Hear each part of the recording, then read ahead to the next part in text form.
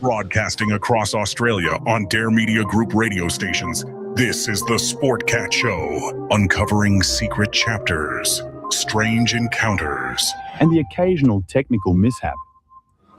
There is always the technical mishap. Hello, everybody, and welcome to the Sportcat Show. I am your host, Glenn, sometimes Sportcat Jackson. I'm trying to work through some technical difficulties.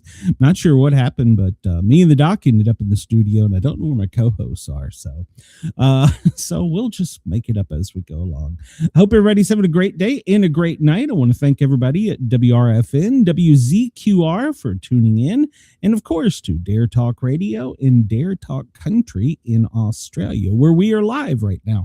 Please come over and find us on the Sportcat shows and join the chat, and you will find me and hopefully the rest of the gang. Let me bring my guest out here. Hold on here. I don't want to offend her. Let me introduce her properly. Doc, well, I call her Doc. She is got her own, Dr. Katherine Hutchinson-Hayes. She's got her own show. She's got a book out. She has some real life intelligence experience to talk about. And, of course, she's not a medical doctor, so don't come over to the chat and ask about any medical problems. But let me bring her out. Hello, Doc. I'm going to call you Doc, by the way. You can call me Katherine. Okay, Yeah. Katherine. Katherine, this is my co-host, JM, and she finally found it. So what happened was I went to hit go live, and it went live, but nobody was there. Oh no! I hate when that happens. I was like, what just happened? So I was like, hold on. You didn't cross all of your fingers and your toes. No, it's aliens. I blame it on aliens. So, Katherine, how are you today, by the way? I'm good. I had a chance to eat dinner before the show, so life is good. Hubby ordered dinner tonight, so that was nice. I didn't have to cook. I love to cook, but I had a lot. Mexican food, which is our favorite. So yeah. It's my daughter. It's myself and the kids is our favorite, but my husband not so much. But he does it because he knows we love it.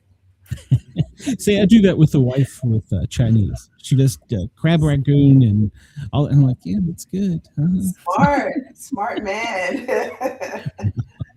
What part of the world are you in, Katherine?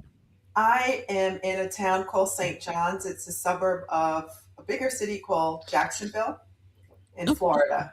Yeah, I'm in Florida. Down there where the warm weather is. Okay. Yes. I mean, we were looking for the warm weather a couple of days ago, but we found it again. So I'm grateful for that. Yeah, that's because it came back up here. So you had to run out and do CPR on the iguanas. That was terrible. The dead iguana is so sad. Yeah. My son tried to do CPR on a ladybug one time. I'm like, I don't think it's going to work. Yeah. One of my kids, I think it was my daughter, she picked up a frog, and I mean, it didn't move, and so she started blowing in its mouth, and I'm like telling Beth, and I'm like, I don't think the frog's gonna be around. And a few minutes later, the frog hopped off, and I'm like, okay. Maybe she had really bad breath. He saved his life. I was okay, so It's just going to breathe that halitosis on me. I'm getting out of here. I was glad you didn't kiss it. Well, I wouldn't, the things kids do not surprise me. Oh, gosh. Yeah. So, well, Katherine, so tell us a little bit about yourself. I did a horrible job because you have such a resume of things of introducing you. You've got a degree in English. I'll let you talk. But you're a doctor. You have your doctorate, and you're an author, and you have your own show. And tell us all about yourself. Yeah. So, well, first off, I'm a mom and a wife first. My husband and I, we have his, hers, and ours. So we have 7 children between both of us. Only 4 have ever lived with us at one time, and I've only given birth to 3. We adopted 1 together, and we also had our daughter. But so that's a huge part of my life. And then the other part is my degrees. My undergrad is in English, and my master's is in education, and my doctorate is in educational leadership and supervision. So I spent quite a number of years in leadership. I was an assistant principal and a principal for much longer. But I segued into publishing several years ago, and I never went back. It was always just to test it out and to see if I would thrive, if I was going to like it. And I just ended up getting deeper and deeper into the publishing world, and I never went back. So I get my teacher's fix when I teach at conferences, I run workshops, I get to speak. I really enjoy that. It gives me that fix because I do miss academia. I'm a nerd. I would be in school my whole life if I could. I'm thinking about what other degree could I get? I'm toying with law, but that's just me. So, like, I was looking at all the things that you've done. Like, how are they all connected? How did you get from here to here? Yeah. Is there some main theme that's going through it, or is there calling? Or you said that you're kind of looking for something else to do. Is it still in a creative aspect? Yeah, I'm a creative at heart, and I absolutely love projects. I love project building, and because of that, I actually run a publishing company. I started a publishing company last year, and I run a podcast. It's called Murder, Mystery, and Mayhem Laced with Morality. I'd love to have you guys on. It's a separate conversation. And I love networking and connecting with people and connecting people together and building something. I love the concept of piercing through the dark with light. So everything I do, whether it's art, I'm an artist, and I love to cook. I'm a gourmet cook. I'm not a licensed chef or anything like that, but the things I do creatively are to love on people and to connect us. So I guess I don't know if it all has a common vein, but there it is. And I teach art virtually to middle and high school students in Guatemala. Oh gosh! Oh, wow!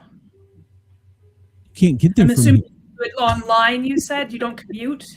I would love to commute. I do go to Guatemala usually at least once a year.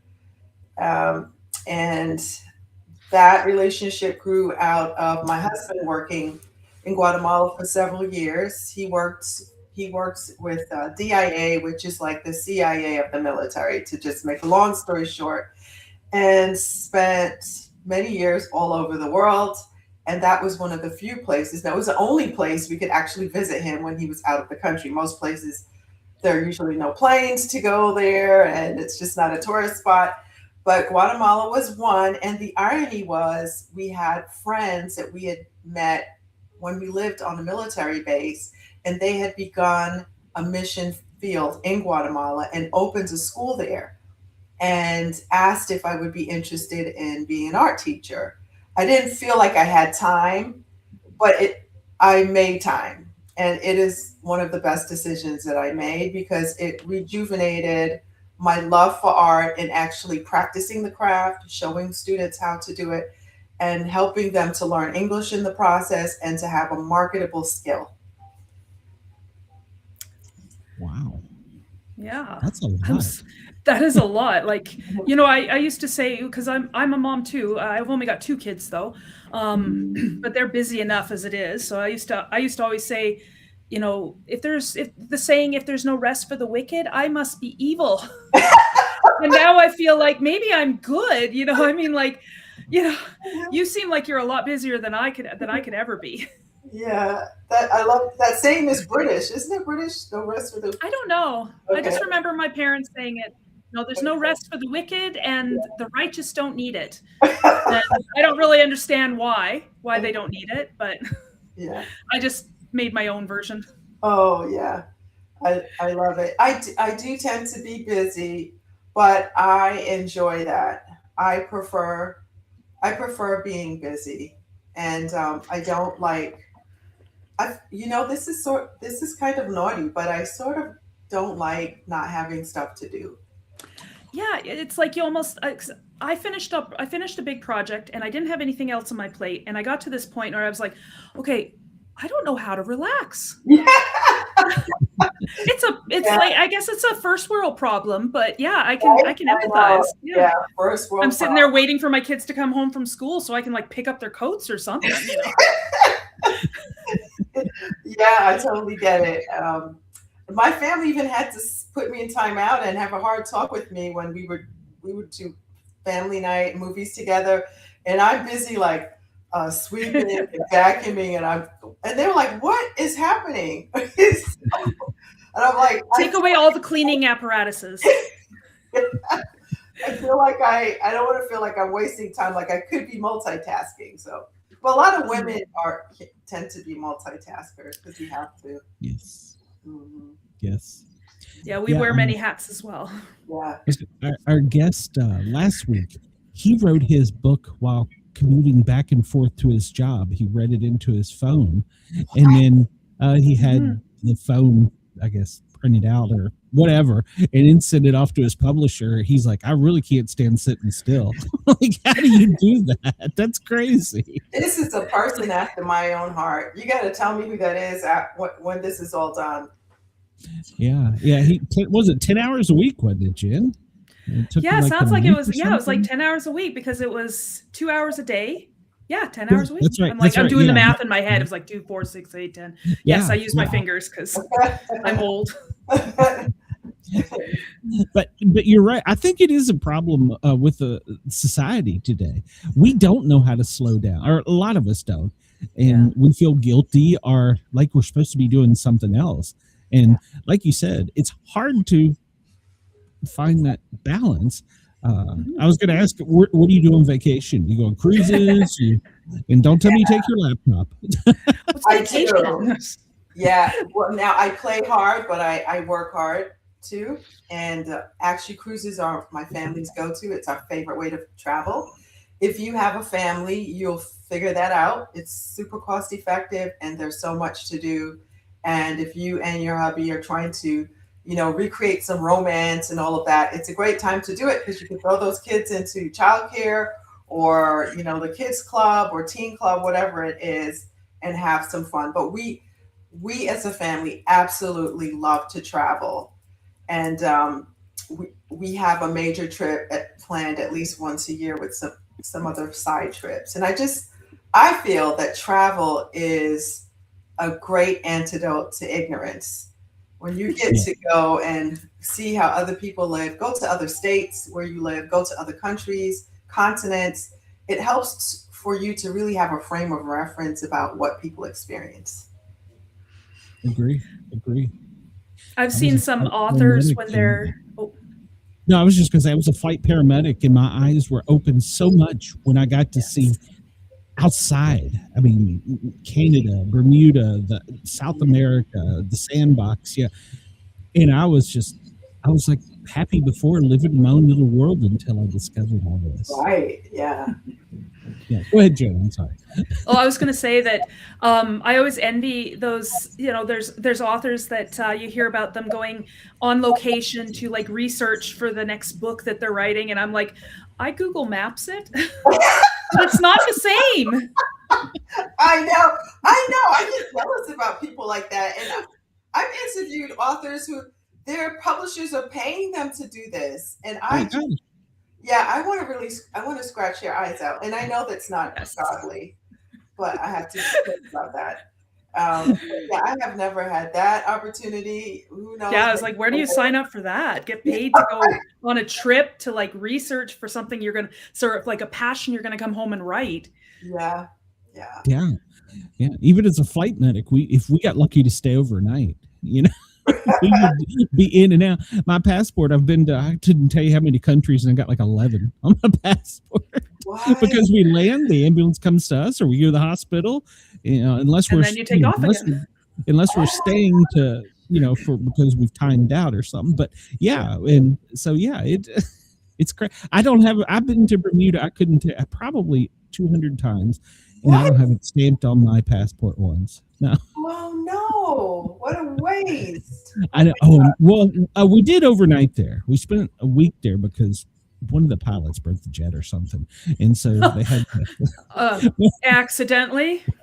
Yeah, it was cheaper to fly over a crew than it was to pay the people in Bermuda. Oh my goodness! Wow. But, yes, that's. Have you ever been tempted to, like, once you get there, like fake food poisoning or something, just so you get to stay for a couple days? No, they would leave me. Now you just get your own. You get a vacation and you get your own way home. But we're not these good places. Like our pilot broke the plane in like Red Deer, Manitoba, and it was -50. What? Not a good place to stay. So he landed the plane too hard, and apparently nitrogen, when it gets that cold, like shatters stuff if you bump it too hard. I would shatter. I shatter at that cold. Wow. So the only place open was a truck stop. Now, was that Celsius or Fahrenheit? That was Fahrenheit. Yep. We're stupid. We don't use the metrics. What are you talking about? Yeah, because the coldest I've ever seen is, you'll probably remember this, is -63 Celsius, which is -84 Fahrenheit, I believe. What? That's the coldest I've ever seen. People live in that? Where are you located? We don't, not voluntarily. We complain a lot. Yeah. Where do you live? I live in Alberta. Okay. Yeah. Yeah. And this was northern Alberta, middle of nowhere. It was -63 Celsius for 3 days. We're living out in the middle of nowhere. We can't start our car. We're just praying our furnace doesn't quit. My goodness. I would set the house on fire. The walls were popping because it was so cold outside. It was terrifying. Yeah. Oh my goodness. Problems I don't want to have. Yeah. I haven't seen that cold for a very long time. Wow. As I get older, I discover the things I don't like, and the cold is one of them. Shoveling driveways after a blizzard, that's something I don't like. I'm gonna when I get older, I'm going to move where this air doesn't get so cold it hurts your face. So what you get kids for? Is it to shovel the driveway? No. That's what my They're parents sitting there told trying me. to build a snowman, and I'm like, oh, come on, you guys, like, help me out here. Okay, fine, go inside. You're complaining and just sorry, we got off track. I grew up in it though. I understand. It does. You know what's fun though? Shoveling snow does burn a lot of calories, so it's like a workout. So that's as a paramedic, I can tell you it causes heart attacks too. So. Yeah, I was just gonna say it keeps the emergency department busy. If you're not pulling your back out, you're ending up with a heart attack. It's a great cardio workout when you're wrapped up in, you're 100 degrees on the inside and it's 20 outside, and you're out there shoveling and sweating and don't realize how much you've exerted yourself, and then suddenly you're faced out in the snow with a paramedic like me looking over you going, hey, what's going on? Wow. So what kind of paramedic are you where you get to travel like that? Well, I was a flight paramedic. Well, let me back up. I started on the ground as just a regular, ambulance, 911 stuff. And then I went to work for a fire department, and my wife got really sick and I was tired of the schedule. So when I was out at FMLA, I had been doing a lot of part-time. We would get on the Learjet, and they tell you pack warm, pack cold. You may be in Boston, you may be in, down in South America. So I told the guys there, I said, look, if a job ever opens up, because those jobs are so hard to get, very competitive. And I said, if whatever opens up, I'll be your guy. I'm the next up in line. And while she was out sick, or when she was sick, it came open. And so I left the fire department and I went and flew for, 10 years, maybe a little longer.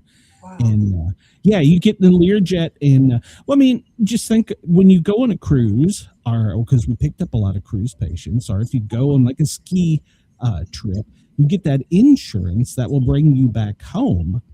Okay. And that's where I come in, because it's cheaper for your insurance company to fix you in Jacksonville as Right. opposed to fixing you in Boulder, Colorado from the snowmobile accident. So they'll patch you up. But in Bermuda's case, at the time, they didn't have a trauma center. So we would get pre-alerted on bad calls and launched to go over, because their hospital was not much more than a Band-Aid box. And we would bring them back to either Boston, Baltimore, or Miami, depending on the weather, to a trauma center. So, and then, of course, we did the government contracts where I did the secret squirrel stuff over in the sandbox, and not a fan, stuff like that. But it was fun. I enjoyed it. I had to quit, though, because I developed a rare brain disease. Oh, no. From the altitude, going up and down all the time. I developed, you can have high blood pressure.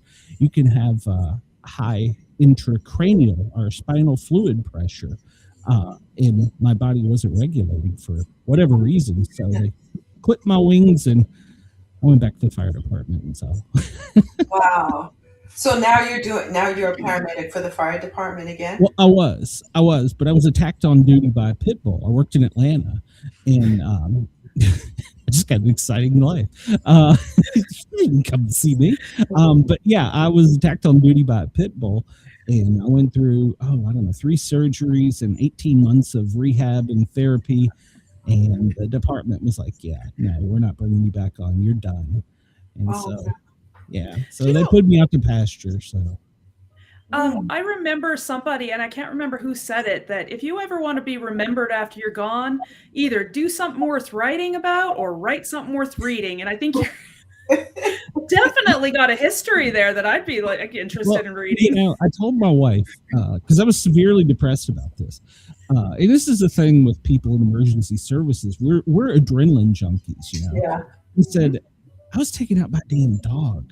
I'd have rather falling through the floor trying to rescue a baby, or rescuing the dog, or falling off a roof. I got taken out by a Pitbull. Kind of boring. I didn't even get a reward. So. Oh, no. No, that's a real thing, though. My husband saw that in some of his colleagues. He would work with operators who are out in the field. He's a nerd that's in this little room, a little tiny closet looking room, operating the drones and telling people where to go, that kind of stuff. But he said the operators or some of the ops, some of your black ops kind of people, they are addicted to that adrenaline. And when they get back home, they just want to go back. Yeah, they can't readjust well. So it's a thing. What a famous quote from the movie Apocalypse Now. In the beginning of the movie, where Martin Sheen's lying there looking at the ceiling fan going round and round, he's having a flashback about being in Vietnam, and he says, I hate this. When I'm there, I want to be here, and when I'm here, I want to be there. Yeah. It is so true. Yes. A lot of people don't realize that. And all of your responders are broken anyhow, so we all have our own trauma. But I think anybody who works in hospital for any amount of time, they end up with either a dark sense of humor or they're a little bit broken. And I'm sure your husband's probably picked up a little bit of the dark sense of humor too. So. Oh yeah, but the sad part is I'm probably darker than him, and I don't know where that came from. I just think maybe. Sure. Well, my mom was a nurse. And she worked in Kings County Hospital in New York, in Brooklyn. And she actually worked at Kings County during the time when Son of Sam was taken in, and he was at her hospital. And my father was really worried about her because she fit the description of the kind of people that he would go after. She's really long hair, and so Dad would either drop my mom to work at night. She did night duty, or he would follow her. And I think it's some of those dark stories that I lean into. And my mother, she's so cute and innocent. Oh my gosh. She would come home and tell us all these stories that she'd tell us about Son of Sam. She'd tell us about the fact that they had to have guards and chains all over the garbage dumps because junkies were climbing in there to get the hypodermic needles and just the craziest things would happen in New York. One time, someone came in to get treated, and the doctor was like, "I think this person's been mauled by a lion." Sure enough, he had a lion in his apartment. I mean, just New York. If you want to hear about some crazy stuff, it's there, and I think that's where the seeds grew. My mom sharing the stuff from the hospital. I don't know. And if she worked in hospital, she's probably thinking, "Oh, no big deal." Yeah, well, we do that. Like I said, it's Munchausen by proxy, probably. Yeah. That's why I always say, if you're either going to laugh or you cry, and laughing has fewer wrinkles. So yeah. And we didn't grow up with TV, so we had to have our imaginations were always running wild. We read a lot, and I started out in the sciences. I always thought I was going to be a medical doctor, so we were always dissecting stuff, going to these pathology labs and looking at body parts, and so when you don't have TV to feed those thoughts, you have your own imagination and you're creating all kinds of scenarios and everything. So I think maybe it all came about by those things. Probably. You're an editor, and I was going to ask, when you're writing, are you able to shut off that editor part of your brain? That is really difficult. To be honest, I try very hard, but sometimes no. Sometimes it bothers me so much. I'm like, oh my gosh, I forgot the comma. So that's very sad, and you do have to shut it off. That's why I love hearing about the author who was speaking his book, because there's no way for you to be able to edit anything. Yeah. He would just say the commas. I don't know. I don't know if they do that, or if you just put them in afterwards, and then you're editing afterwards. That's a good idea, actually. This was before AI too, because AI now I've noticed, like, I'll be typing something and I'll be typing and look at the screen and I'll see it like correct automatically. I'm like, I didn't do that. So this was before that. So yeah. If you're sending a text in your car, you have to say, happy birthday, exclamation point, I'll see you soon, smiley face. Yes. To a kid. I know spell checker isn't always your friend. I have dyslexia, so I don't see when there's multiple letters in a row sometimes. And I had an editor flag it. I went to have my character go out to assess the situation. I missed one of the S's at the end, and technically it was still spelt right, but my editor flagged it multiple donkeys. So I was like, oh yeah, I guess that would be confusing. So that's a funny one. Yeah. When I was a young paramedic, I used to spell the patient assessment wrong, but during my assessment, somebody come to me and they're like, "You're not spelling that correctly." I'm like, "What?"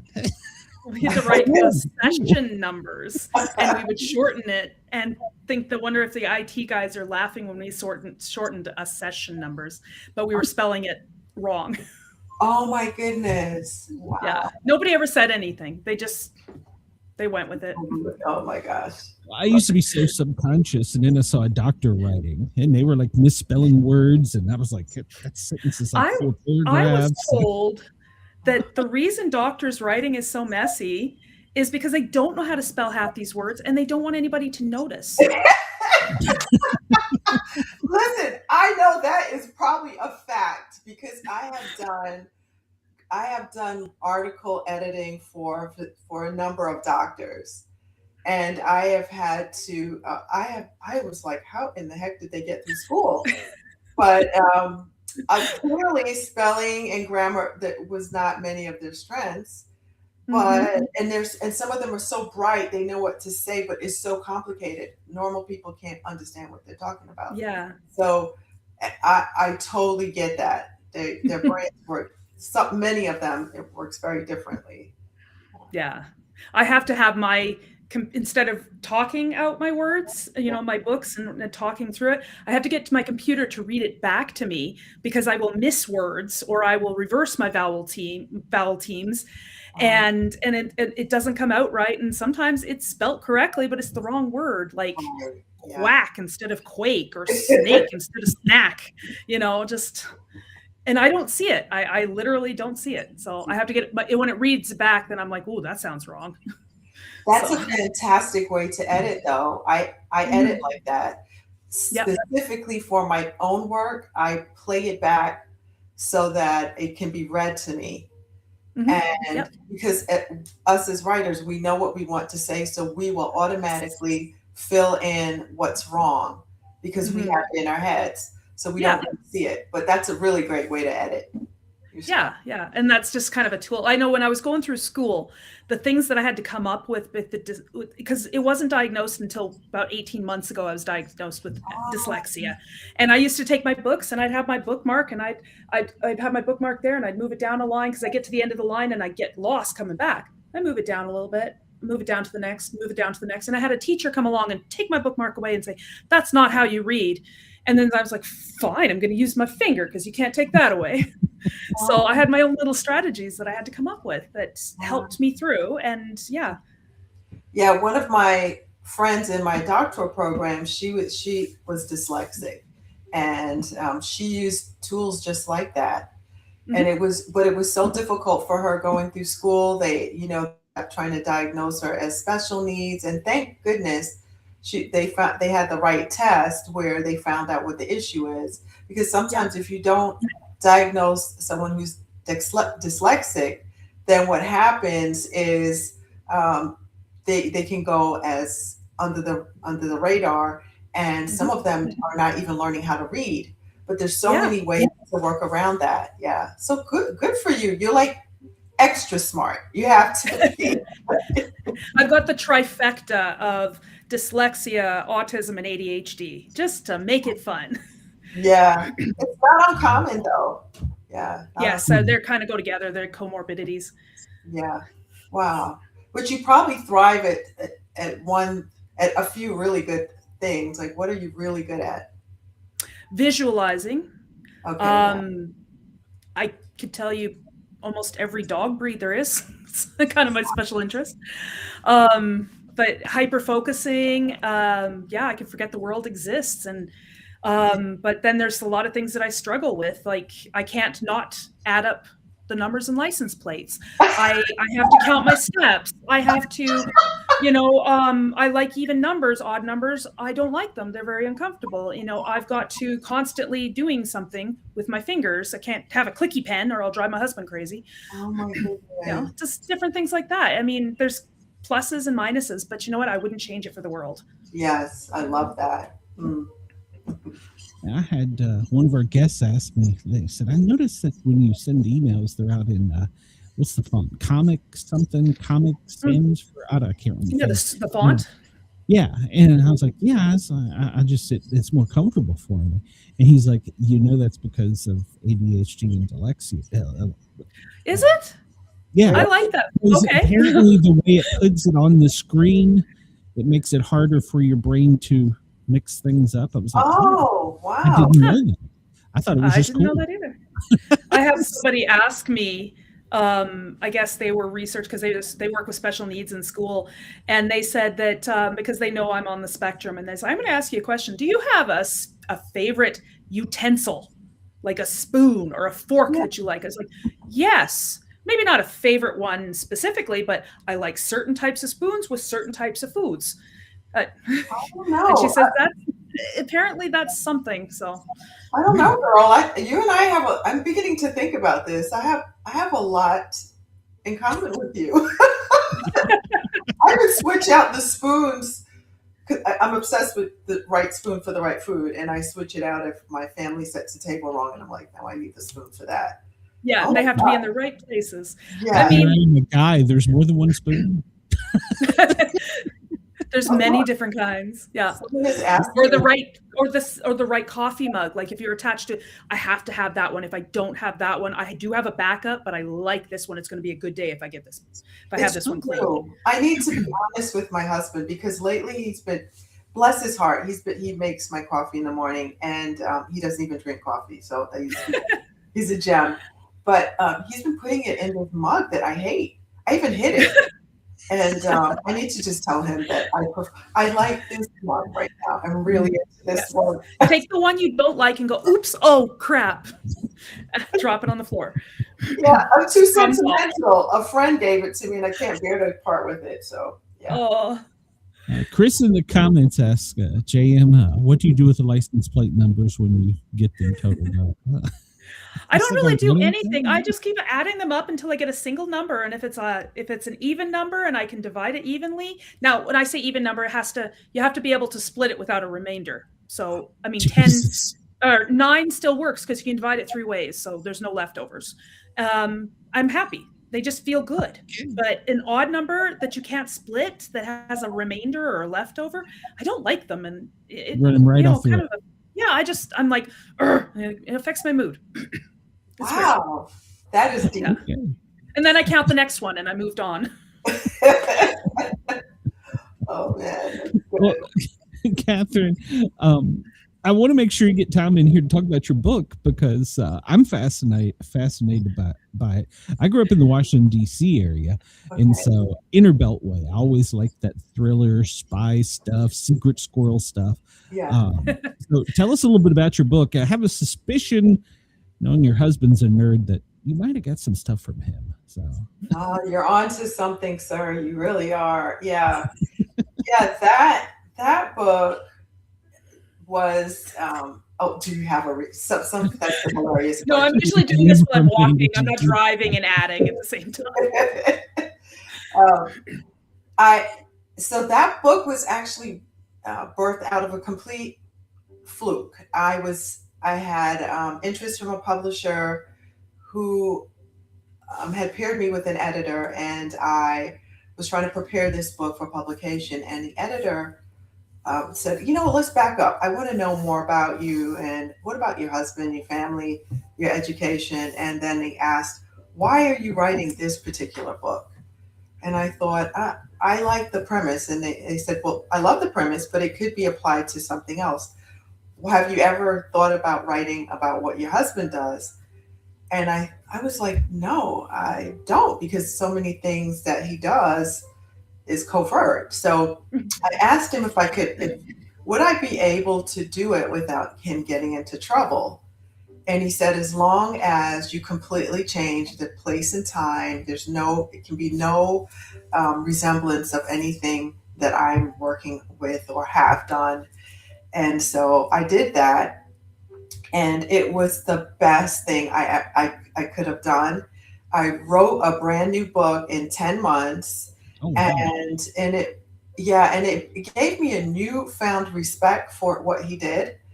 And it also gave me access to a lot of people that he works with that you might not normally, we don't just normally just walk up to the FBI and the agents and just knock on the door and be like, hey, can I talk to, I don't know, Johnny? His name is out on the kiosk.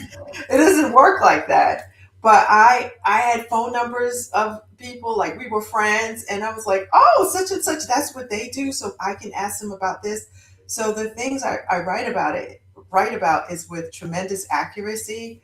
I love deep research, and I never want my reader to be turned off and say, oh, that is not real. It could have never happened. I want it to be something where someone who is in the CIA or the FBI or DIA or the military, they could read that and say, now that's accurate. She did her homework. That's very pleasing to me. So that's how that book came about. How did that, so was it like date nights you plan ahead and they're like, okay, so we're going to do some research. And did you find that was really nice to have that connection, that talk to? Yeah, it was usually when we share an office, and I would always make sure he's not in the middle of doing, serious paperwork where he needed to concentrate. And we would have our downtime, and I'd be like, I just can I read this chapter to you, or can I just go over this premise? What's the right wording? What am I getting right or getting wrong? And so it was through that process that I was able to figure it out and get things streamlined. That's a real bonding opportunity. It really was. Especially because he doesn't really like reading in that genre. My husband, I thought I was a nerd. He is a nerd. Like he reads like manuals. Like, how is that even reading material? That sounds like my husband. It's like all he's ever read is textbooks and journals. I had to threaten him with bodily harm to get him to read my novels. Say no more. So that the only way for me to have gotten him to read the novel is I was basically reading him a chapter, and so he knew what the novel was about. But and I don't feel insulted. I know that my husband's not going to pick up my books and be like, oh, let me see. He's not. A journal, a textbook, a manual, something like that. Yeah. Yeah. Now, if some of your characters, though, they kind of like some dark trauma stuff in their past. Where did you pick that up from? Yeah, well, that was not hard to come up with because it was just, living in this life and in this world. One of the things that I do I jump all in, is I talk about loyalty a lot in friendships, forgiveness, redemption, and some of those things are affect our families when things go wrong, childhood trauma. One of the darkest characters in my book, and I didn't even realize how dark he was until I began writing him, and he revealed himself to me more and more, was because of the trauma of him being raised by his father. His father was an alcoholic, his father was very abusive, and his father was very racist. And so it shaped who he was.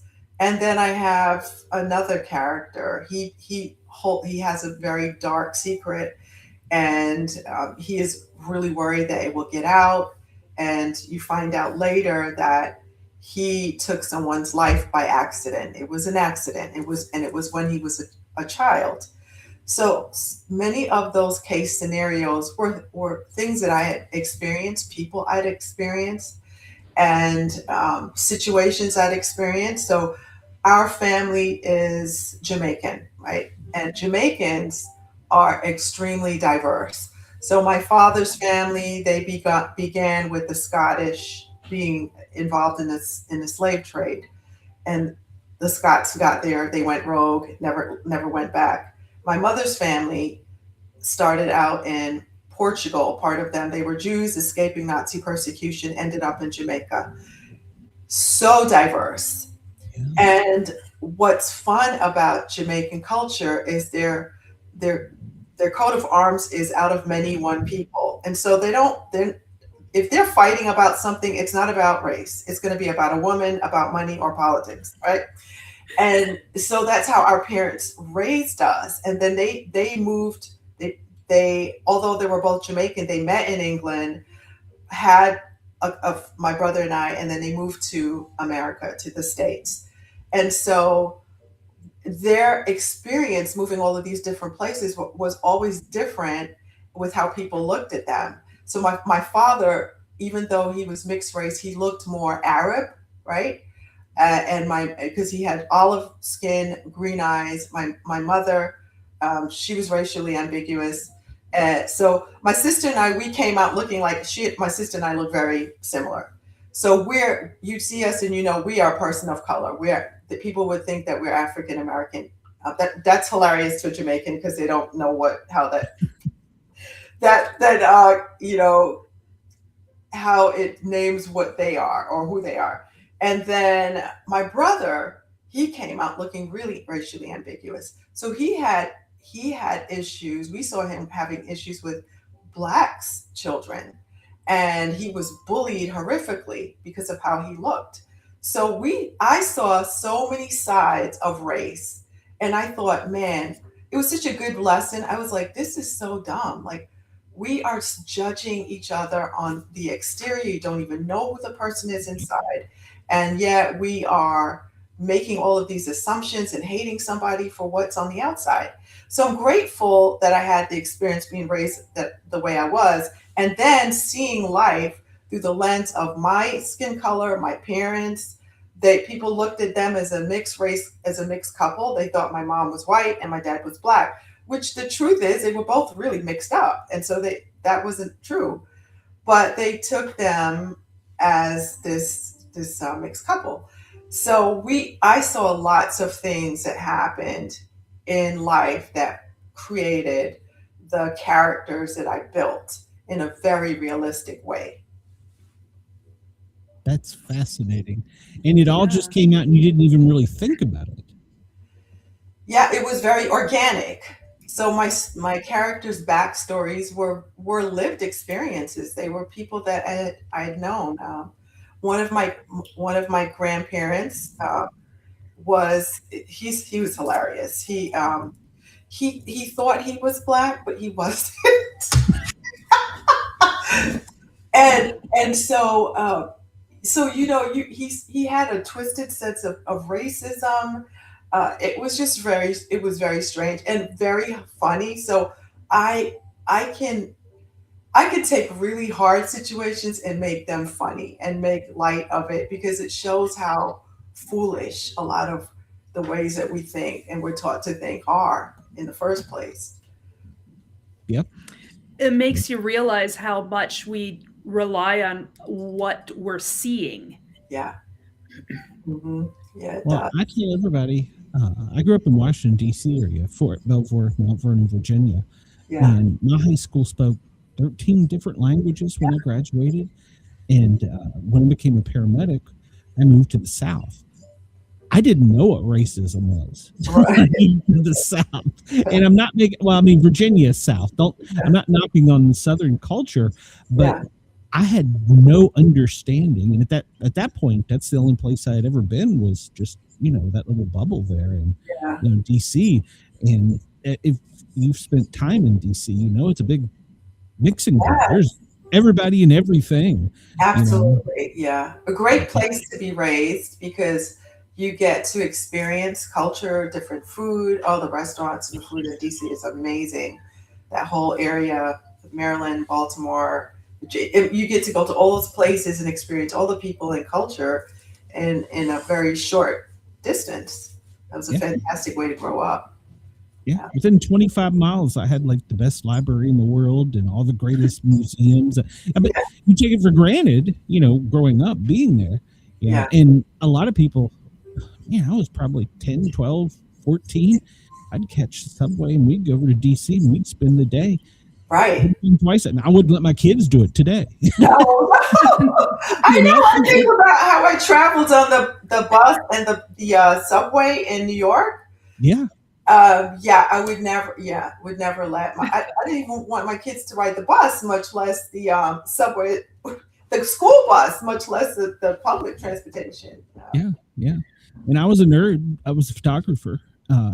And I was a stringer for a couple of newspapers, and I might be carrying $3,000-$4,000 worth of cameras on me, just walking around DC, introducing myself to people, taking pictures and stuff. I was a stringer for a couple of the Times, the Post, the Journal.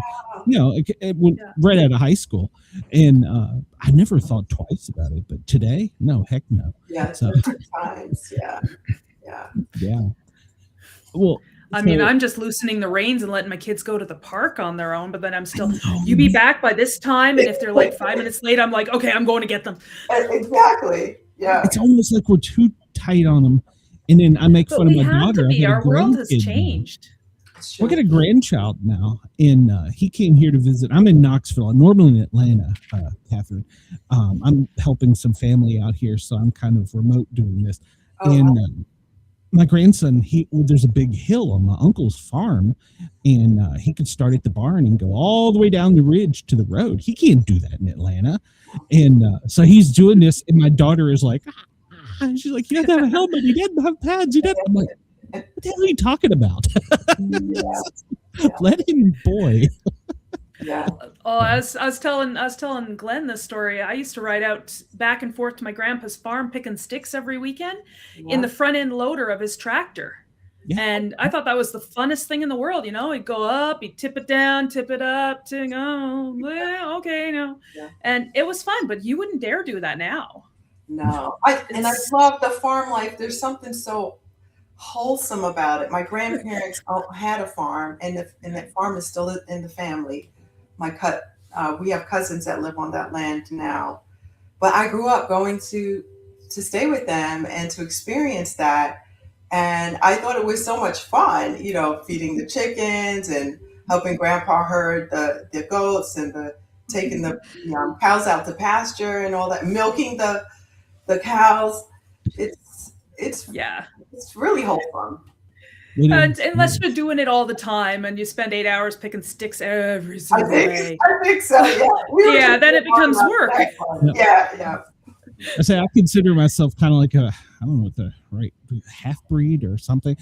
During the summers, out from school, I would come stay with my aunt and uncle here in Tennessee, East Tennessee. And he was a veterinarian. He had a pair of every animal known to man, I think, at some point in time. And doing all those things, feeding chickens, slapping hogs, milking a cow. Yeah, I knew how to do all that. And then I go back to the city, and I was back with my city friend. It's kind of really screwed up. You had like a second life. You would probably explains a lot. Yeah. And you learn a lot about work ethic. The farm. If you don't get up and do the work, those you don't get to grow. Yeah, you're not going to eat. So you understood that. I learned that pigs eat anything. Oh my gosh, it's a good novel. I actually remember you can bury a body that way. So yeah. I remember being a little kid sitting at the front window there watching my grandpa at the distance chopping the heads off chickens and then throw their body. And they literally do jump around. We try to find the heads after, and they were gone because he'd fed them to the pigs and didn't tell us. You see, you could anything you want gone, feed it to the pigs. Yeah. They literally would eat anything. To be fair, if you grew up around the ocean, you could put anything in a crab trap, then a crab would eat it all too. So to be fair, they're not the only. Okay. That's where goats I heard will eat anything.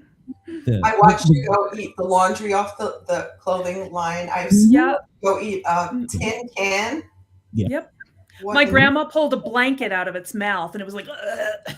And I was just like, why did it eat the blanket? Yeah. Didn't even chew it. Goats are crazy. Absolutely. Yeah. Well, we have sidetracked so far. Yeah, I know. We're talking about goats. Before we let you get out of here, we always have one question we ask our guests, because we started off as a paranormal show, and then, well, as you can tell, we kind of wander all over.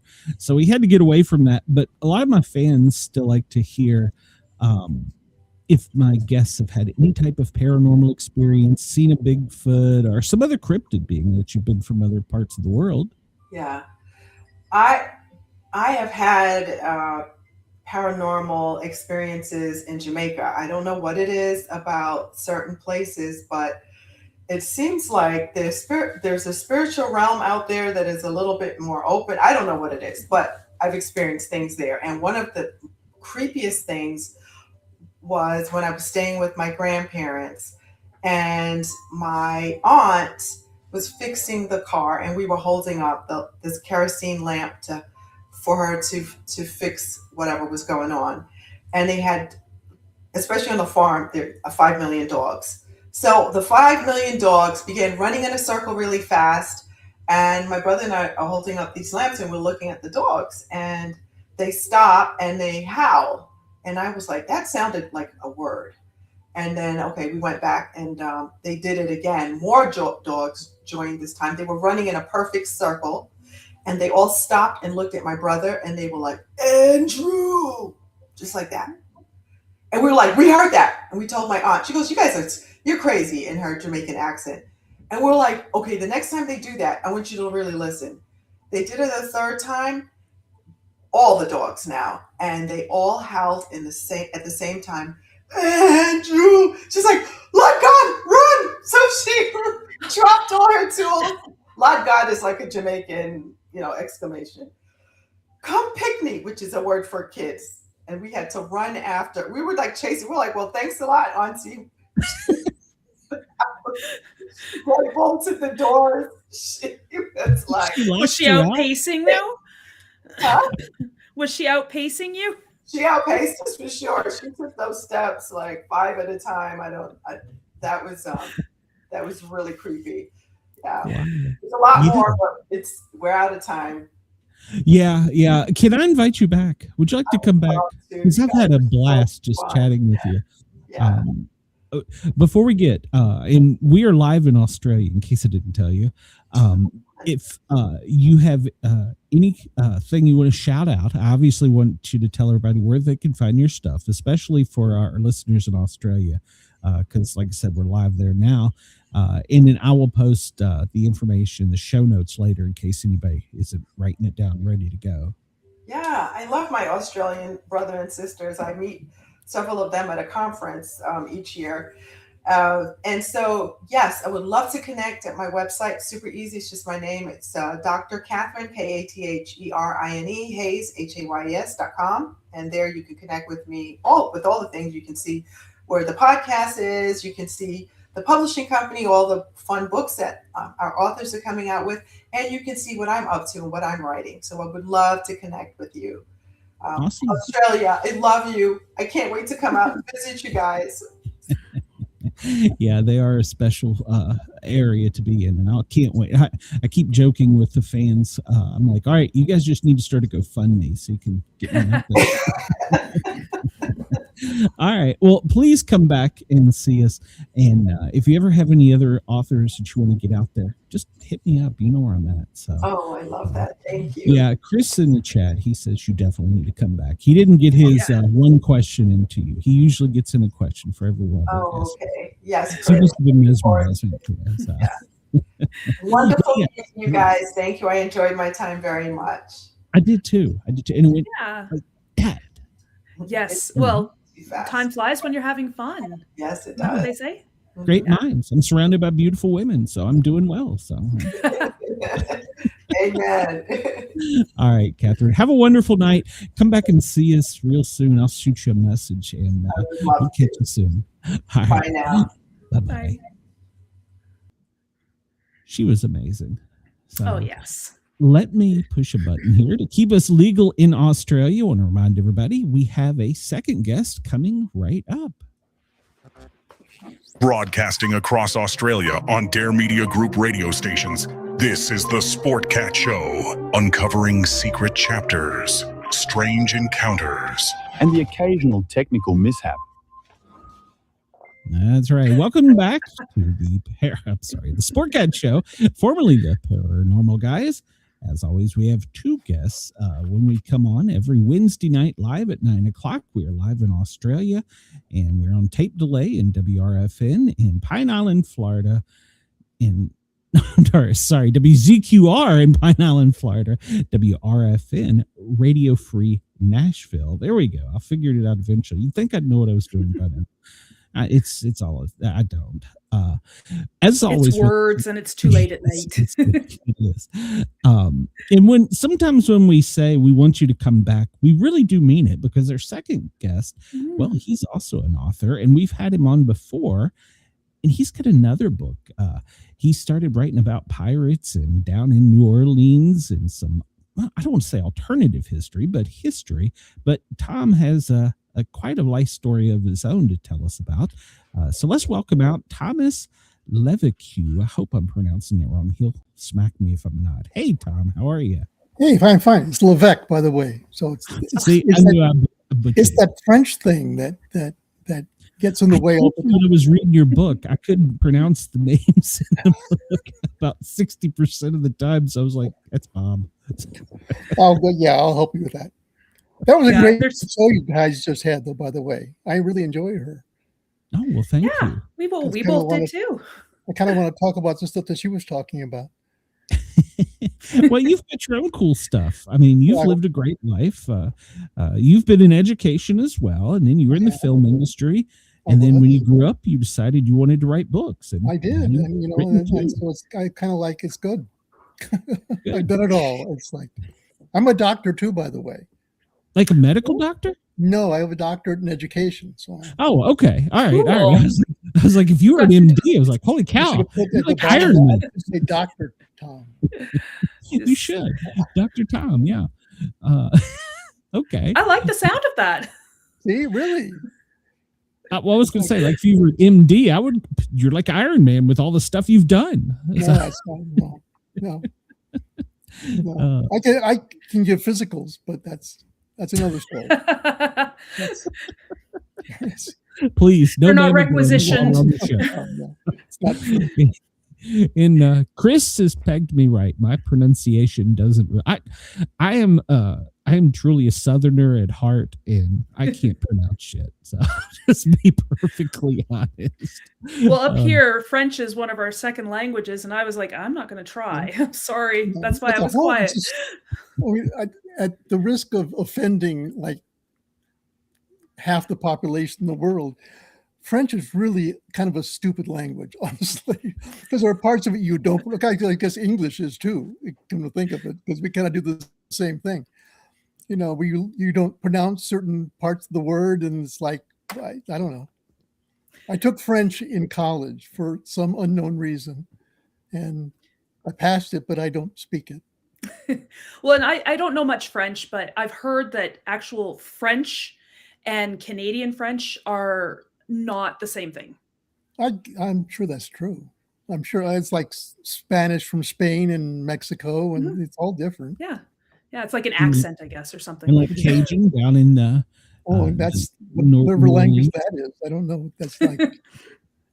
It's true. Can't understand a word that they say. Although it's kind of like going to England and meeting somebody from Scotland. You know, they're speaking the same language, but you have no idea what it is they're talking about. Especially when they talk fast. That's it. I'm thinking, like, because in Western Canada and Eastern Canada, there is a completely different language, it seems like, and it's English, but you can't understand it. No. Yeah. No. But the funny thing about French is, all the languages kind of take their base from somewhere, right? And then they kind of branched off. And I had a friend who had, she was studying for her, I didn't realize it until afterwards, but she said, I'm going to practice these words. I didn't realize what language it was. She said, I'm going to practice these words and just tell me if I'm somewhat correct. I'm like, okay. And so she's like talking, and yeah, that sounds correct. That sounds correct. That one's, she's like, I bet you don't know what I'm saying. I said, well, that one's corn. And that one, and I was like, there's some, and she's like, how do you know? Do you speak Spanish? And I'm like, no, but they look French. Well, they all come from Latin, right? They were close enough that I could get it. Yeah, that's right. So it's good. I studied Latin in high school for 4 years, so I'm good. I tried French. It was necessary to get my credits to graduate, but I forgot half of it before I was over. Verbal processing says, be careful how you say take the bus between Spain and Mexico. So definitely the wrong place. That's great. Yeah. Well, my kids right now is what I say. My husband is bilingual, but he speaks Cantonese and English.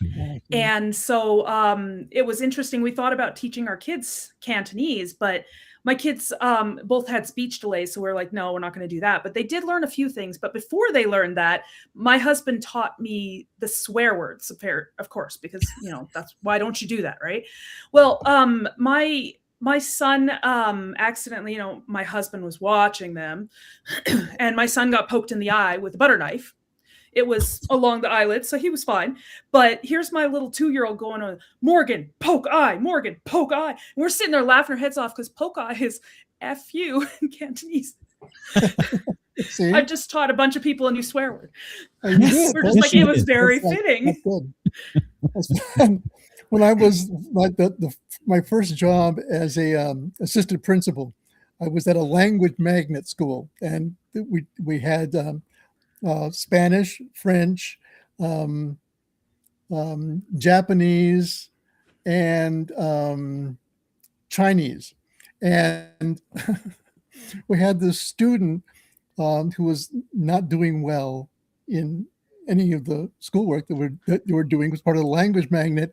and was taking Japanese with the Japanese class. And so we had this big meeting about what we were going to do. And the team kind of came to the consensus that probably it would have been a wise move to move the child out of Japanese, out of the magnet, and put him in the regular school, because, adding Japanese into the equation probably wasn't the best idea. And the mother objected to that because he was doing better in Japanese than he was in speaking English. So anyway. Catching up in the chat here. I'm not even going to pronounce Coger el Autobus means something very different in Mexico. And I'm not probably. Can we find out what it is? So. Yeah, you've got to explain. You can't just drop something on us and have us not know. And then now we're left hanging. Galaxy says definitely using that in the future. Obviously, you're. We don't want to get into trouble. Like next time I'm in Mexico. Yeah. I always take the bus in Mexico. Always. Yeah. Whenever I was in South America, we hedged handlers, is what they called them. So they put us as handlers. So, let me explain how they drive down in South America. Anywhere south of Texas, they apparently strap a seatbelt on and light a rocket under their ass. And there's no brakes. It's a combination of hand gestures and horns. So and a little prayer. That's for the back seat. That's the passenger in the back seat. That's it. Yeah, you're the one praying. That's it. Yeah. We come out of somewhere in South America, and there's two Suburbans, but they could only sit two people in each one. So the co-pilot and pilot jumped into one, and me and Pat, my nurse, are looking at each other like, well, we'll go in this one. And then when we pulled out, we went in opposite directions. And I'm sitting there just like, I think we may have just been kidnapped. Do you know how to get in touch with the State Department? And we're going through, this car is going through traffic. Turns out they were racing to get to the same place against each other. They were friends, obviously. And they're like, oh, if I go around this way, I get there better. He's like, nah, you can do it this way. So we were the victims. The unlucky passengers who were along for the ride. Yeah, I was seriously trying to Google the State Department. I was like, here, we're never going to be seen while again. You were riding, it's like, holding on for dear life while I'm texting. When you're doing that, you can only get the thumb going when you got one hand. Well, we were before. Yeah. But, okay. Well, Tom, so your first book was Jolly Roger. And great book. I read them out of order. So anybody that's going to buy your books and read them, they need to get Jolly Roger, and then they need to get your second book, because I learned so much more in the first book than I did in the second book. Yeah. But, I mean, you were character building, and that's what you were trying to do, and you got a series. So I just read them out of order because I was afraid I'd run out of time and not have time to have read them before we had. They're standalone, but you're right. You get a lot more character stuff. Understanding the characters a lot more reading Jolly Roger before Pirates Alley.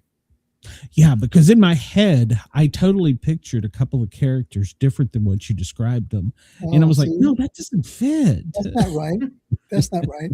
Well, I had this realization, I was thinking about, because I had a big background with screenplays, working with screenplays. And I thought, the difference between a screenplay and a novel is that with a screenplay, you always write knowing you're writing in collaboration with somebody, right? You're writing it, and you know that a director is going to be directing it. You know that an actor is going to be playing these roles, right? So you're always writing with that knowledge of your writing in collaboration, where you don't do that in a novel. And then I went, you know what? That's not true.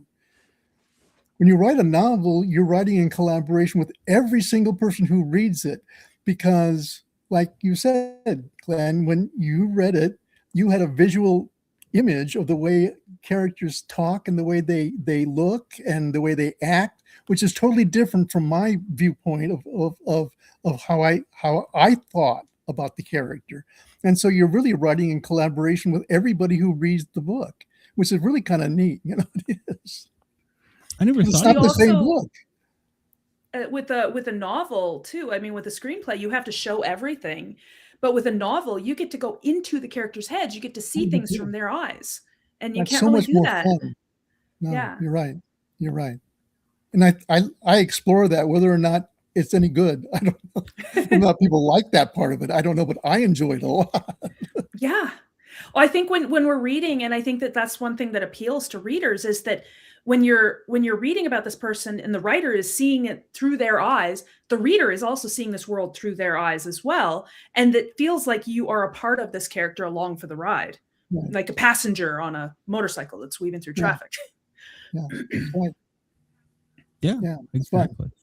Yeah, and like I said, I never thought of it that way, but it did make it. I mean, it didn't make it any less enjoyable, but yeah, it did make me think about, like you just said. Yeah, I never thought of it.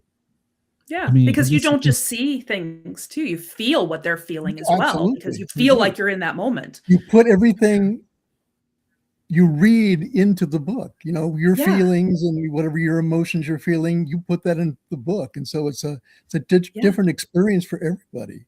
Which is kind of Exactly. neat. Whereas instead of being an observer watching from the sidelines, like an audience, you're in there. You're participating. I mean, if you can elicit an emotional response from your audience, you're doing something right. Yeah, that's cool. It is. Yeah. It is. And that's what you strive for. Whether or not you really accomplish that, is another thing. But it's really a neat thing to experience. It is. Mm-hmm.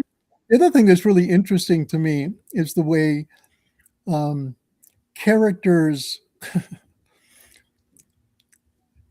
characters can surprise you. It's funny.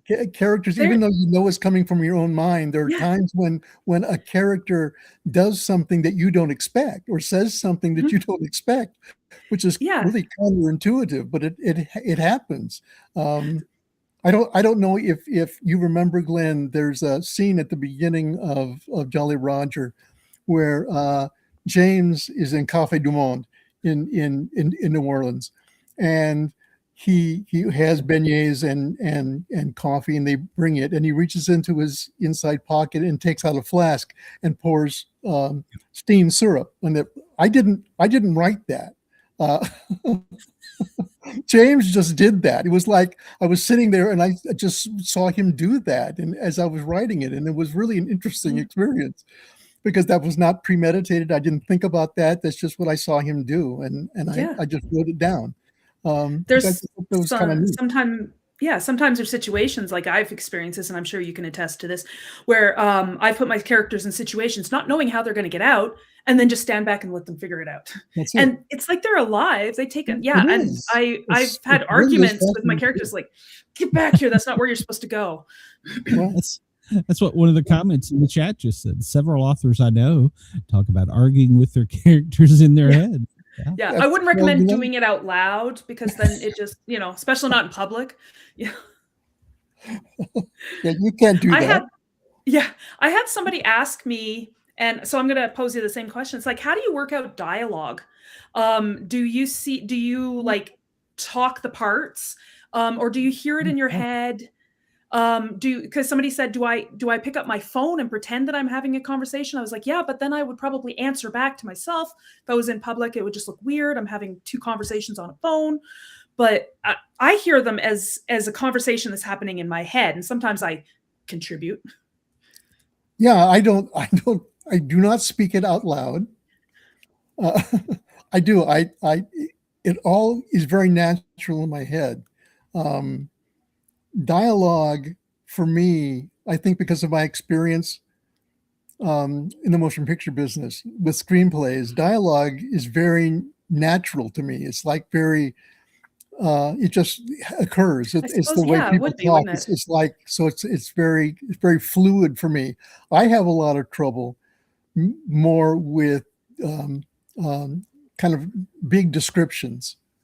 Because that's not part of a screenplay, right? Mm-hmm. When you write a screenplay, it's very abbreviated when you describe something, but that's not true with a novel, and so that's more of a struggle for me. Yeah, so it's more the narrative that kind of throws you up. Yeah, because there's a fine line between telling and showing, and you can cross that telling into this is just too much kind of, and the same thing with description, and it takes a lot of practice to get it right. And I'm not saying that I've gotten it right either. I'm still struggling. It's hard. Yeah. It's hard. That's probably where I do the most rewriting is with descriptions. So what part of your story, your writing, what parts? So I'm really good, for example, with I love dialogue. I love action scenes and stuff. I hate those slow scenes where, your character has to have a breather, maybe they're talking and stuff like that. What areas of your books do you struggle with the most? I'll struggle with the most.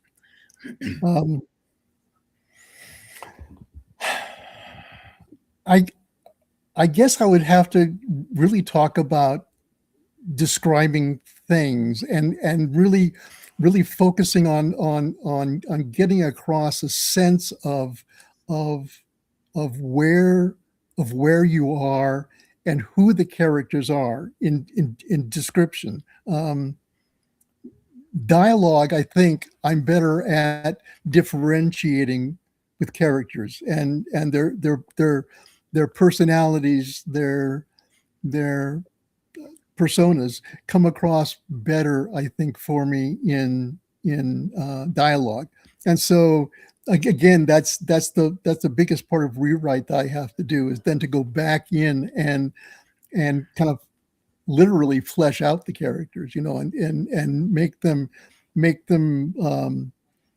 complete characters for the reader. So, because I can't rely on the fact that Dustin Hoffman is going to be playing this role. I can't do that.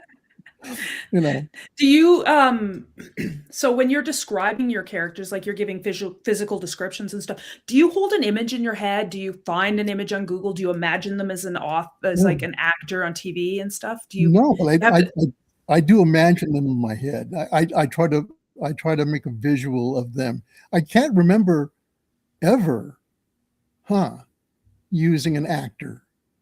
Mm-hmm. That's an interesting thing. I should try that. Yeah, that may be very helpful.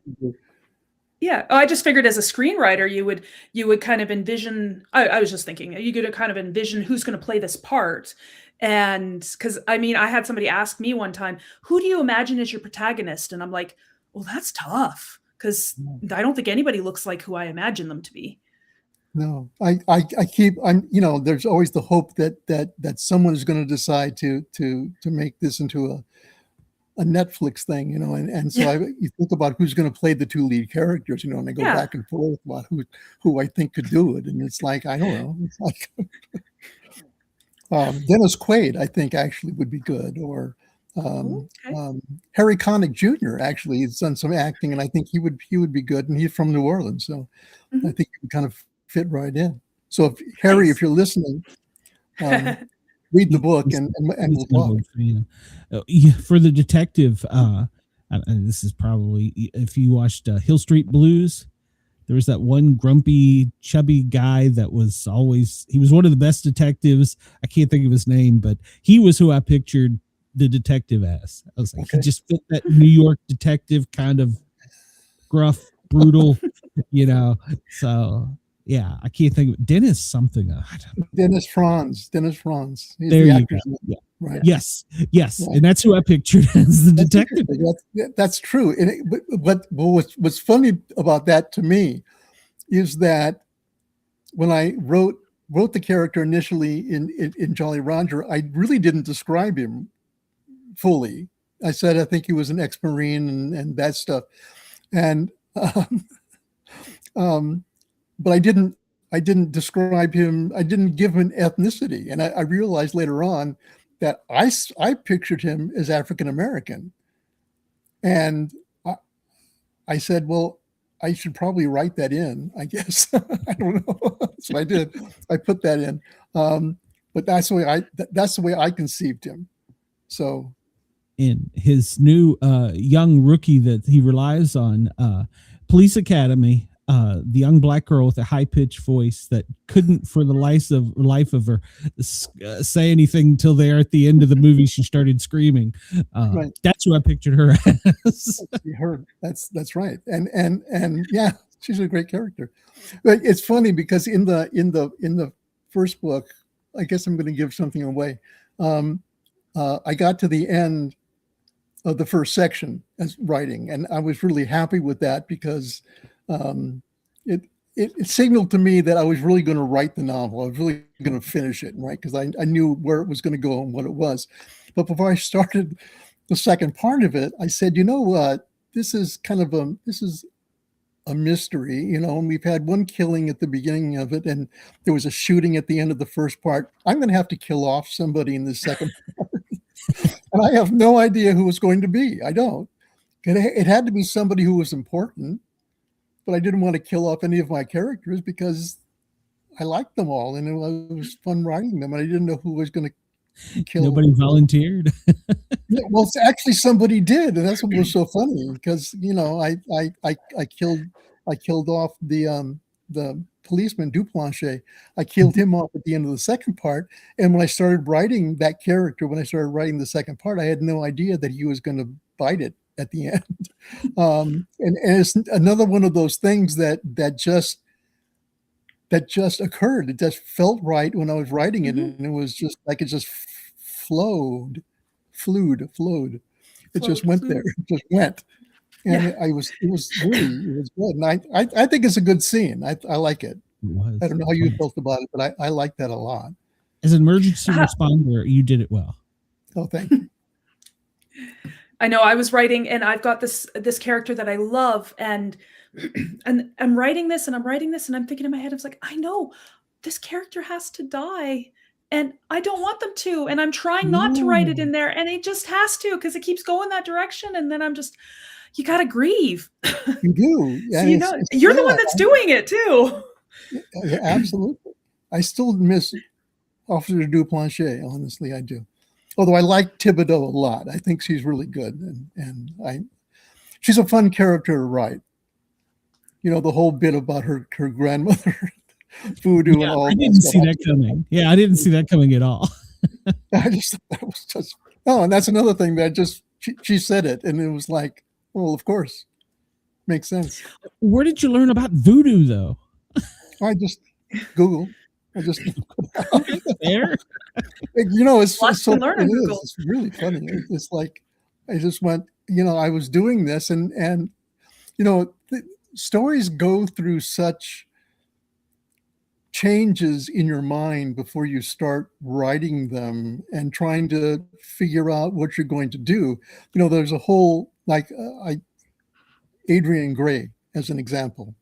That character, in an initial thought that I had before I started writing Pirates Alley, was that she was going to be the one who was the descendant of the Voodoo Queen, and she was going to be that character, and I decided not to do that. That her character was better with what I did with her, but I didn't have anybody who represented Voodoo who had that connection, and then Officer Thibodeau volunteered that information, and that was really cool. I thanked her a lot for that. It's very neat. Yeah, it was. Yeah. It was good. So when you're sorry, go ahead, Gina. I was just going to say, when you're building these characters, are you thinking about their past, their motivations, their personality traits? Are you doing all that, or do they just sort of organically develop? It depends, really, because I sat down when I was beginning. I sat down with the major characters when I was going to write it, James and John Chretien, and I really had an idea of who they were, and who they were to become. Right? Because I really wanted to play with this idea that they ran away from Louisiana. They wanted to put Louisiana behind them, and they became these other people. But it's when they come back that they revert, right? So they go from John the lawyer and James the forensic accountant, and they return to Jimmy and Johnny, right? And so because that's what they were when they grew up, and I always was liking to play with that idea of when we go back home, we kind of revert back to the way we were when we grew up. Makes sense. Yeah. It's like we go back to our childhood. childhood home. We do, and Yeah. and I think that's I deliberately did that, and because I wanted to play with that, and I think it comes across. I think it works, kind of, maybe not So as do you well as it should. do you write them down, or do they live in your head? Well, both. I mean, I did an extensive biography for them, for those characters in particular, but a lot of them I don't. A lot of them is just, you just write, and the characters just happen. They just sort of, you got an idea, and then they just sort of grow from there. Yeah, the nuances of the characters, and that's kind of what makes writing fun for me. It's like, because you don't know what's going to happen. It's like you're Yes. investigating these characters, and they do what they do. Yeah. Well, sometimes it's not even the characters that take on a life. It's like the scene shifts. Do you ever find Right. that? And that, Sure, absolutely. yeah. And Absolutely. sometimes, like, I've found that if I'm in, I call it the zone writing, but there'll be, places where if I let my imagination go, it's great. But it'll either take me to one of two places where I'm like, wow, that came out of my head. That's awesome. Or, oh my gosh, what's wrong with me? That came out of my head.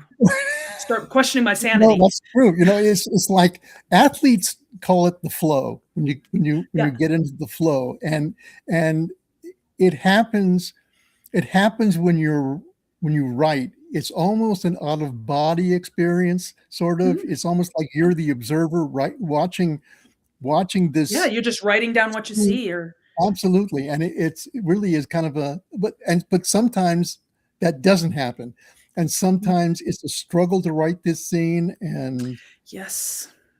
And there's some scenes just harder to write than others. Like you have a plan, maybe you plot, I don't know, you know what you need to do.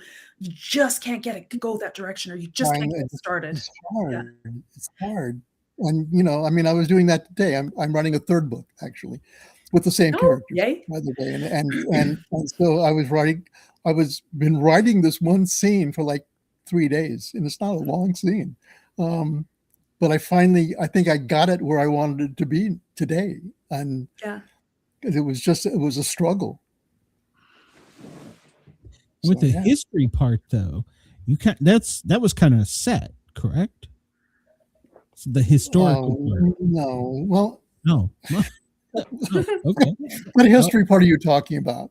Well, when you kind of, I don't want to call it you time traveled, but you would go back and forth in the book from present day to in the past to talk about what the not in-laws, the relatives, the kinfolk did. And did you do research? Because some of that was real history. So some of it was, some of it was real stories. In Jolly Roger, the Jean Lafitte stuff is a kind of a combination of historical looking at Jean Lafitte and what he did. Part of it was my dad telling me stories about Jean Lafitte and the treasure, but a lot of it, Frank, was made up, and so that, but a lot of that part again was made up of stories. In the second book, I had no intention of writing a second book, honestly, until I came across one of the brothers, Gerard, and learned that he was a captain in the Battle of New Orleans. And I went, you know what? It's true that the Chretien family, or the Hippolyte Chretien, who's in the first book, was friends with Jean Lafitte. And Jean Lafitte was instrumental in the Battle of New Orleans. So it wasn't hard to connect the dots and bring Gerard Chretien and Jean Lafitte together in the second book. But all that's fiction, right?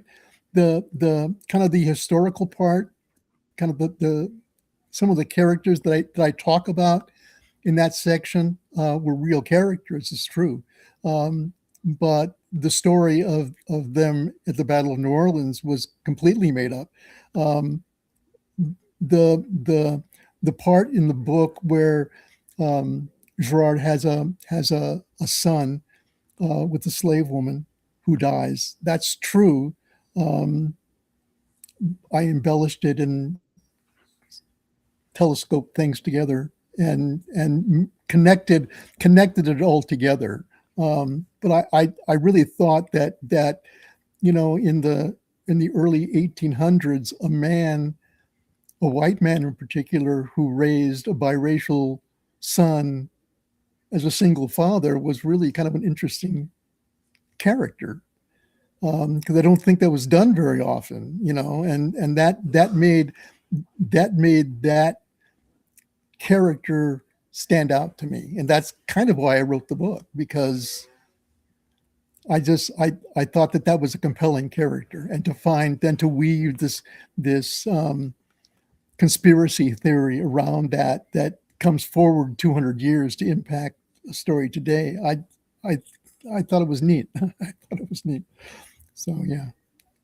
Well, but I'm never sure. I always feel uncomfortable calling what I write historic fiction, because it's a lot more fiction than historic. alternate history. I wonder what percentage needs to be historically accurate for it to be called historical fiction. I don't know. And what's really funny to me is that reviews focus so much more on the historical part than they do in the modern day part of the story. And yet the modern day part of the story is like 75% of the book. The historical only happens, less than 25% of the time. But that's what people seem to remember the most, which I don't know. I don't know. Yeah, maybe it was more impactful because it was something that they hadn't encountered before, and it would stand out to them. That would make sense. It does. Something unique. It does. Yeah, it does. But they're remembering you, so that's all good. Yeah, that's interesting. One of the things that the publisher did was they had beta readers, right, who would read the book and then report back about what they thought, and they sent it to 4 readers, and all readers said kind of the same thing, that usually jumping back and forth in time confuses the audience. But that didn't happen here. And so it was like, okay, well, that could have happened, but it didn't. So I don't, there was nothing I could do. I mean, it was like, I shouldn't rewrite that part because it worked, but they're saying it could confuse people, but I don't think it has confused people. So I don't know. That's just the way. It didn't me. Like I said, the hardest part for me was some of the pronunciations of the names, and so I just made up my own. You just made up your own. That's well, there were too many vowels and consonants, and I struggled with that. So. It's like there are some things I don't. There are some places that I have no idea how they are pronounced. I don't use them in the book, but named are really interesting. To me, one of the best is a character. I don't have a character by this name, but a person by the name of Hebert. Well, Hebert is spelled Herbert, so it's Herbert, but it's pronounced Hebert. And so there are a lot of people in Louisiana, a lot of Cajuns named Hebert, and you would have no idea that it's just Herbert. You spent a lot of time down there, though, didn't you? No, not really. I mean, I grew up in Southern California. My dad lived there. My dad was born in 1909 and lived in Lake Charles and grew up there and moved to Los Angeles around 1940.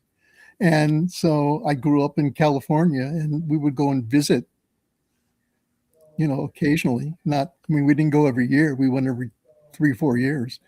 So I didn't spend a lot of time in Louisiana, but but Lake Charles in particular became kind of a mythical place to me, because it was always so much fun to go there, because we would go there and we would go fishing and we'd go crabbing, and the relatives were just hysterical people.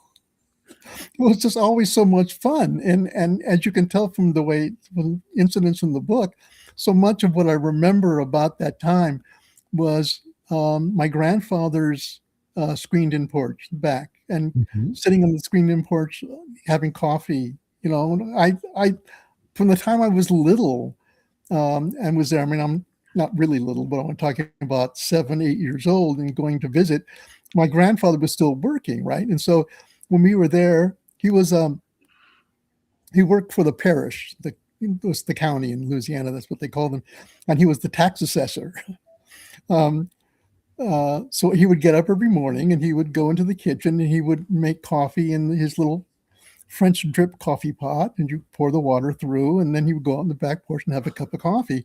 Well, at 7 years old, I'd wait for my grandfather to wake up, so I could go with him into the kitchen and watch him make the coffee and go onto the back porch and have coffee, because they always made coffee, coffee au lait, mostly milk. And so that idea of sitting on the back porch and talking and sharing time was something that was so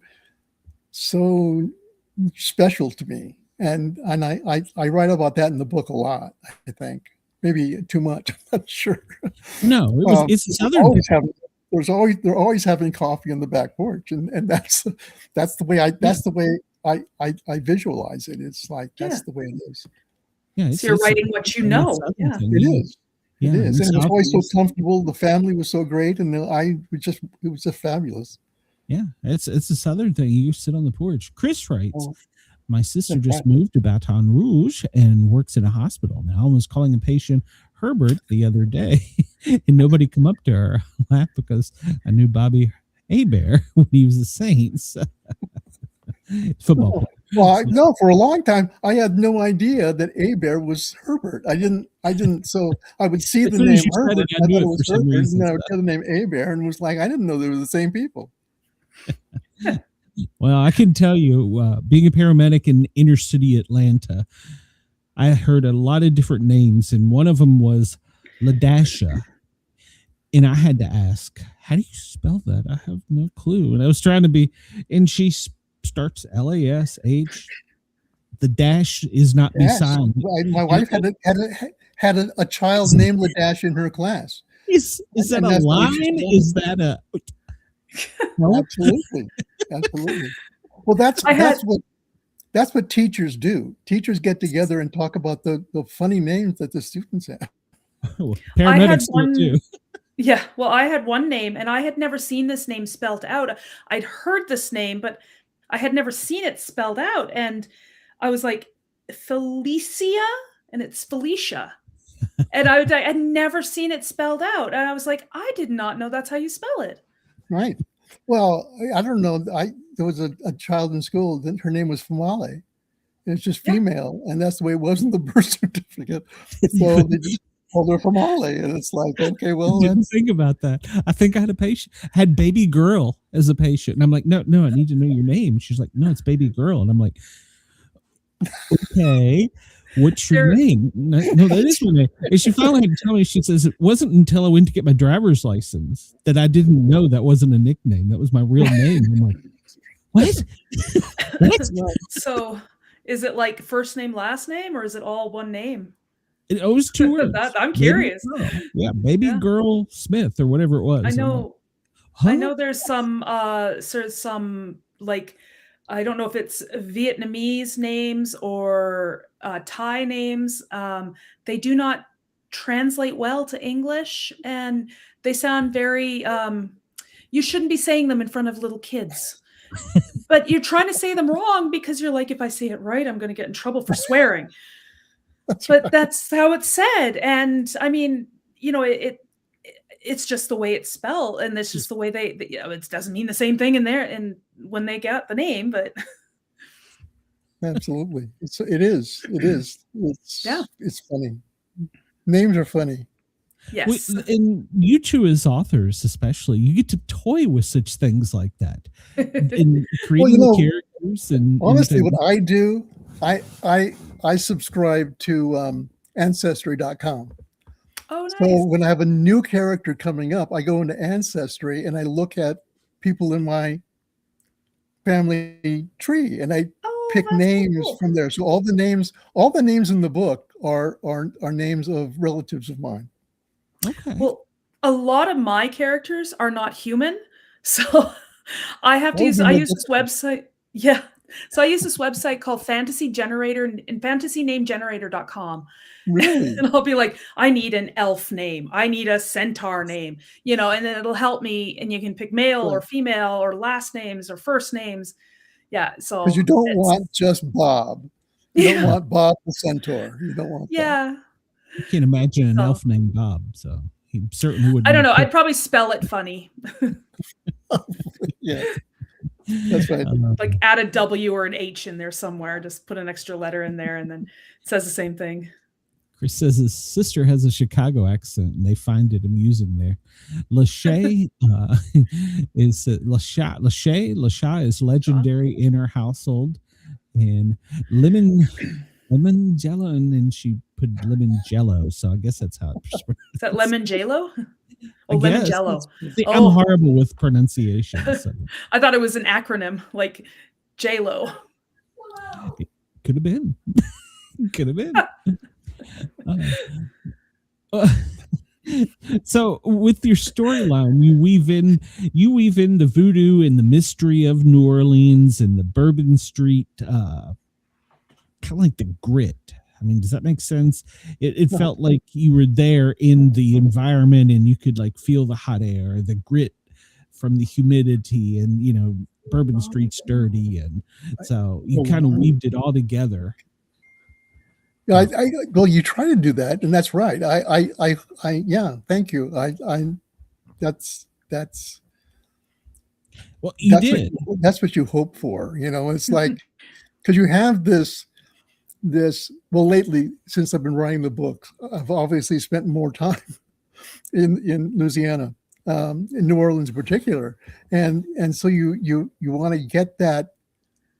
You want to get that feeling of what it's like there. You know, one of the things that I have never cared for, I've never felt really that New Orleans in particular, but Louisiana, I guess in general, whenever a film is being done about that or written about, it never feels authentic to me, or it doesn't feel right to me. And so I tried to do that. I don't know if I hit it or if I didn't do it, but that was kind of important to me, because it's such an interesting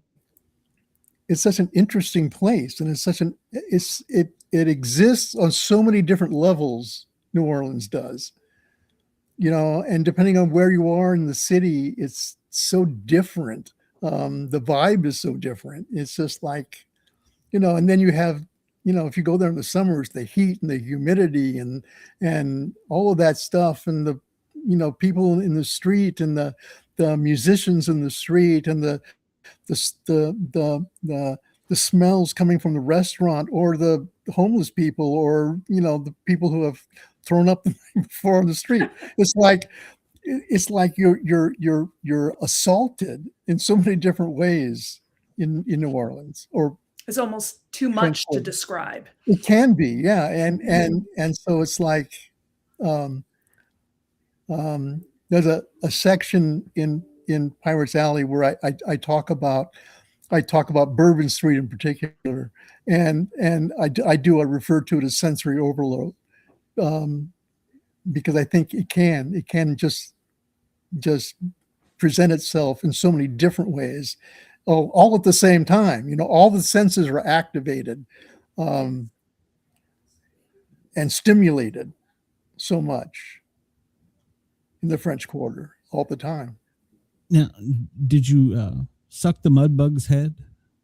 You know, no, I didn't, but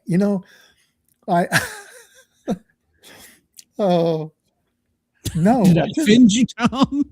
I was like, I think I will now. I think that after I wrote that in Pirates Alley, after I really went into that, I think, yeah, that's pretty cool. But I haven't had crawfish since then. So since I wrote it, and so I think I will experience that now, because it's so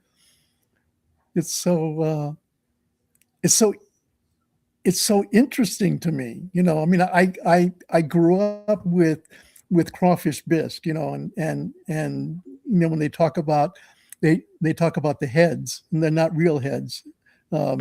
It's the thorax that they stuff, and they do that, but they call it heads. But this is the real head, and it's I don't know. Jen, you look confused. It's a crawfish. You break it in half, you eat half, and then You suck the head, and that's right. You know what? My husband, I've seen just as unusual foods, and you know, culture shock is a real thing in our household, because I married into a Chinese family. So my husband got a whole fish, head attached, not gutted, eyeballs are still there. And he starts cooking this thing up. And then afterwards, he's like, you just scrape it off the top. And I was like, started doing that. And I'm like, well, this fish is a girl. And he says, well, how do you know? I said, because we have caviar. That's right. Roe. Okay. Yes. When he ate the eyeball, I was like, I'm done. I'm not doing. No. Oh. Yeah, when we were in the Middle East, the goat's eye is like the delicacy. Oh, no. Although I have eaten chicken feet. They don't have a lot of meat on them. No, they don't. Skin. I don't. How do you eat chicken feet? I'm really puzzled by that. Well, where do you start? I don't know. You just peel the skin off with your teeth and eat it. It's basically chicken skin. Kind of like frog legs. I guess. But there's like no meat on them. I've eaten pig's hocks. My husband went to make me this seaweed soup, but he got the wrong seaweed, and it was just basically it tasted and felt like wet paper. It was just nasty. Turned me off of seaweed soup for a long time. You know, I want to interrupt you real quick, because Tom, as I was reading through the book, I especially at some point towards the end of the book expected to come to a recipe section. You know, people have said that, and it's like, I don't know why I resist that, but I do, because to me it takes the book to a different place. It's like, then it becomes I don't know what it becomes, but there are a lot of books that do that. I agree with that, and yeah, I don't know. I mean, you could do like a Cold Notes novella of recipes. I could do that. I should do that. I should do something with that, because you know, a lot, because I don't know. I sort of like the way I describe how to make stuff. I think I do it in an entertaining way that serves the novel, and serves the story, and yet gives a sense of how cooking is, particularly in Louisiana. You know, it's kind of it's important. It just is. There's no exact measurements. It's a ritual. It's like, you know, it just is. Tom, before we let you get it here, I want to make sure, tell everybody, and you know, you've been here before, you know, we're live in Australia. Tell everybody where they can find your stuff, and if they want to get in touch with you, communicate with you, how they can do that. Well, you can always get my books. They're in Amazon, Barnes & Noble, any bookstore will be able to get it. The books are Jolly Roger and Pirates Alley, and under my name, Thomas J. Leveque, Leveque. You just put in those two things, and the books will come up. I have... I'm on Facebook, I'm on Instagram, I'm on TikTok. You can always find me there. As a matter of fact, this is really funny.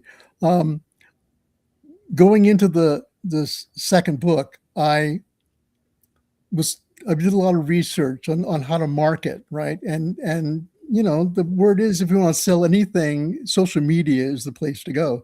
So I made a great effort after this book came out. I really didn't have, I had like 1,000 followers on Facebook, but I really didn't have much of a presence on Instagram and really nothing on TikTok. So I now have 3 accounts on Instagram, and I have like spread across 3 accounts. I have like 5,000 followers now. So, and TikTok, now I just crossed 1,000 followers on TikTok. Nice. So I have like these 7,000 followers on social media. The problem is that I kind of realized yesterday, social media is kind of the antithesis of reading books. It's like, because it's very immediate, and it's very interactive, which reading a book is neither of those things, right? And so I'm having trouble generating sales from social media into actual people buying books. That's kind of a dilemma for me at this point. But I certainly can be reached on Instagram and Facebook and TikTok. So that's that.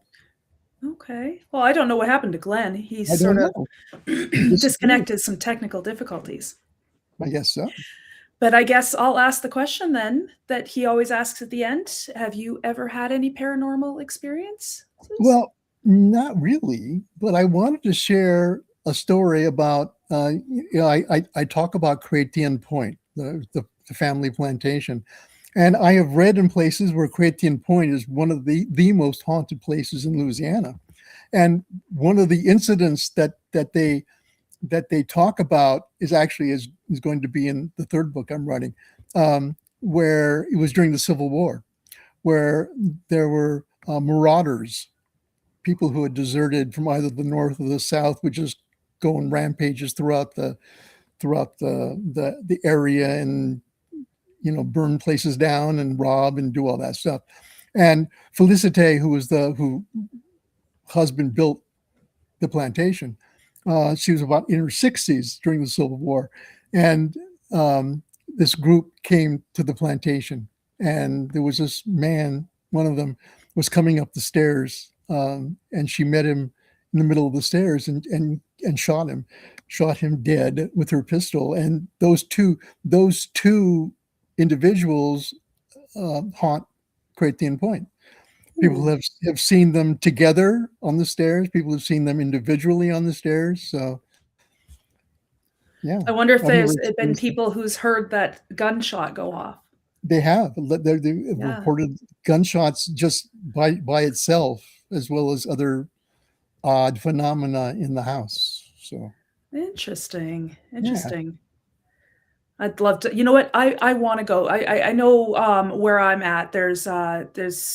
I live near Calgary, and there is a lot of history there. There's some places that are quote unquote haunted. I would love to visit them and just see and like feel, because it's a lot of times it's an environment thing.